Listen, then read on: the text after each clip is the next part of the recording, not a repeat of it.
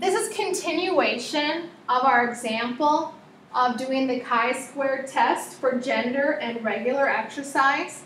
And we have on step 6 and 7 left in this video. So step 6, we're going to either accept or reject the null hypothesis. You can see the box below, we'll show you that in a minute. From what we found, so we have this inequality. And we found this in step 4 of our problem. We set up this inequality is the chi-squared value, which was we found to be 0.2170, is it greater than 3.84?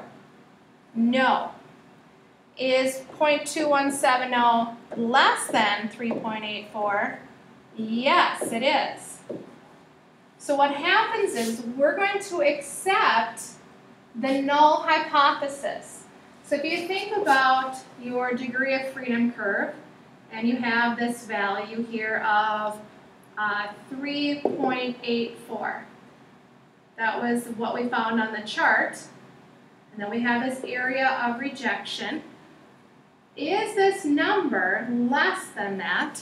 It is, our chi-squared value. So we get to accept the null hypothesis that we started, that gender and regular exercise are independent of each other.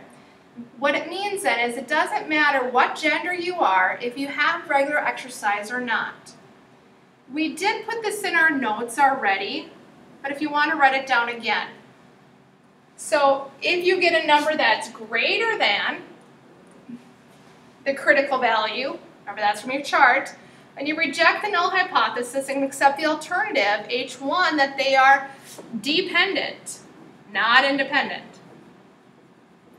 What we found was in the red in this example, that the chi-squared value was less than the critical value, so then we accept the null hypothesis and reject the alternative.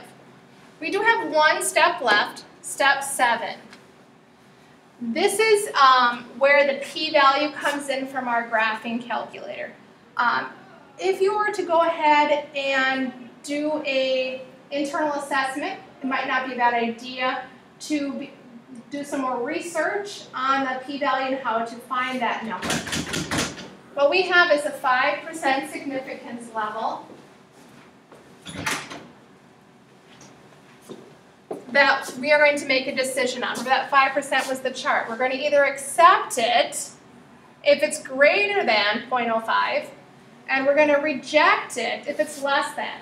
So let's pretend we used our calculator, our graphing calculator, and we entered our information in, our observed values, and we got our chi-squared value, which was 0.217, and then this is the number we found to be the p-value, 0.641.